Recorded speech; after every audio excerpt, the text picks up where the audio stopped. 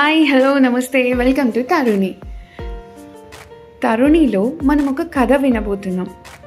అయితే మనలో చాలామంది మా దగ్గర డబ్బు ఉంది, మా దగ్గర మంచి ఫ్యామిలీ ఉంది, మంచి పిల్లలు ఉన్నారు, కానీ ఆనందంగా మాత్రం లేము అని అంటూ ఉంటారు. అయితే అసలు ఆనందం అనేది ఏంటి? ఇవన్నీ విషయాలపై ఈ కథని మనందరి కోసం మాధవి శ్రీనివాసరావు గారు తీసుకొచ్చారు.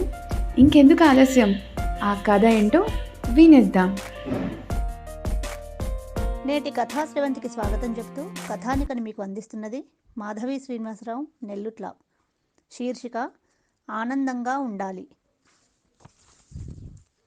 బాలల బొమ్మరిల్లు కథలు సంపుటి నుండి స్వీకరించడం జరిగింది. పూర్వం స్వర్ణపురి అనే నగరాన్ని ఆనందసేనుడు అను రాజు పరిపాలిస్తుండేవాడు. స్వర్ణపురి పేరుకు తగ్గట్లుగా బంగారంతో తులతూగుతుండేది.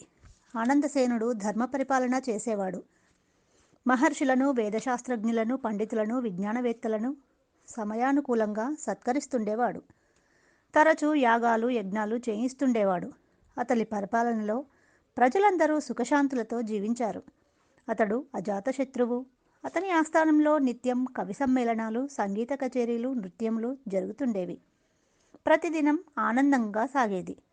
ఆనందసేనునికి అనుకూలవతియగు భార్య, ముద్దులలికే 2 బిడ్డలు ఉన్నారు. కానీ అతనికి ఏదో అసంతృప్తిగా ఉండేది. ఆనందంగా ఉండలేకపోయేవాడు. అతడు ప్రతిక్షణం ఆనందంగా గడిపి తన పేరును సార్థకం చేసుకోవాలనుకున్నాడు. కానీ నిజమైన ఆనందమును అనుభవించలేకపోయాడు. తాను ఆనందంగా ఉండటానికి ఏం చేయాలో తెలుపమని ఆనందసేనుడు అనేక మందిని సలహా అడిగాడు. వారు చెప్పిన పనిని చేశాడు. ప్రతిదినం ఆసనాలు వేశాడు, యోగా చేశాడు, నృత్యగానాలతో కాలక్షేపం చేశాడు, పురాణాలు చదివాడు, పౌరాణికుల చేత చదివించి విన్నాడు, పేదలకు అన్నదానం చేశాడు, అందమైన తోటలలో విహరించాడు, రాణితో కలిసి జలకాలాడాడు, యజ్ఞాలు చేశాడు, పుణ్యతీర్థాలు తిరిగాడు, ఎన్నెన్నో చేశారు. కానీ ఫలితం లేకపోయింది.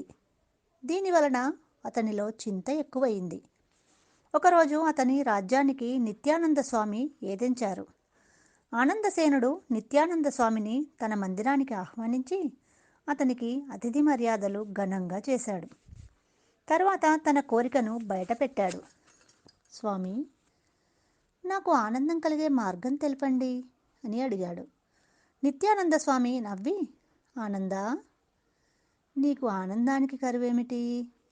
నీ పరిపాలనలో 3 కాలాలలో వర్షాలు పడుతున్నాయి, పంటలు అధికంగా పండుతున్నాయి, ప్రజలందరూ ఆనందంగా జీవిస్తున్నారు, నిన్ను మెచ్చుకుంటున్నారు, నీ కోశాగారం కూడా నిండుతున్నది కదా.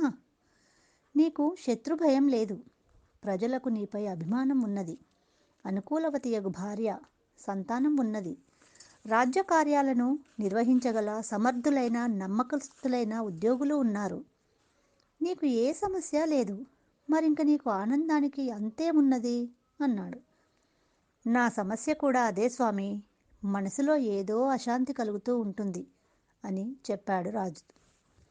రాజా, నీ రాజ్యంలో ఏ సమస్య లేకుండా ఆనందంగా జీవించే వారి యొక్క చొక్కాలను ధరిస్తే నీకు ఆనందం కలుగుతుంది అని సలహా ఇచ్చాడు స్వామి.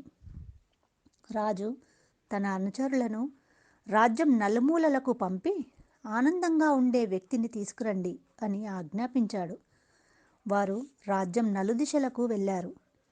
ఒక అగ్రహారంలో ఒక పండితుడు నిత్యం విద్యార్థులకు విద్య నేర్పుతూ చీకుచింత లేకుండా జీవిస్తున్నాడని తెలిసింది. మంత్రి ఆ పండితుడి వద్దకు వెళ్ళి, మీరు ఏ సమస్య లేకుండా ఆనందంగా ఉన్నారా, ఆనందంగా జీవిస్తున్నారని తెలిసింది. అటువంటి వ్యక్తి ధరించిన చొక్కాను ధరిస్తే రాజుగారి సమస్య తీరుతుందని స్వామి చెప్పారు. దయచేసి మీరు రాజాస్థానానికి రావాల్సిందిగా కోరుతున్నాను అన్నాడు. పండితుడు విషాదంగా నవ్వి, మంత్రివర్య, నాకు సంతోషం లేదు. దానికోసం నేను చేయని పూజలు లేవు, దాని ఫలితం లేదు. సంతాన కొరత నన్ను, నా భార్యను ప్రతి క్షణం బాధిస్తూనే ఉంటుంది. శోకాన్ని దాచిపెట్టి నిత్యం ఈ విద్యార్థులతో గడుపుతున్నాను. కానీ రాత్రిళ్ళు ఒంటరిగా కూర్చొని పున్నామ నరకం నుండి రక్షించే పుత్రుడు లేనందుకు బాధపడుతుంటాను అన్నాడు మంత్రి. అతని అతనికి ధైర్యవచనాలు చెప్పి మరలా అన్వేషణకు బయలుదేరాడు. ఒక గ్రామంలో ఒక రైతుకు 50 ఎకరాల పొలం ఉన్నది. అతడు స్వయంగా వ్యవసాయం చేసుకుంటూ చీకు చింత లేకుండా జీవిస్తున్నాడని తెలిసింది. మంత్రి అతడిని కలుసుకొని అతని వివరాలు కనుక్కున్నాడు. అతని ఆదాయానికి లోటు లేదు. అతని కొడుకులు కూడా తండ్రి మాట జవదాటరు. కోడళ్ళు అత్తమామలను గౌరవిస్తుంటారు. మంత్రులు ఆ రైతు తమకు కావలసిన వ్యక్తి అని తలుచారు. అతడికి రాజుగారి సమస్యను, స్వామి చెప్పిన సలహాను చెప్పారు.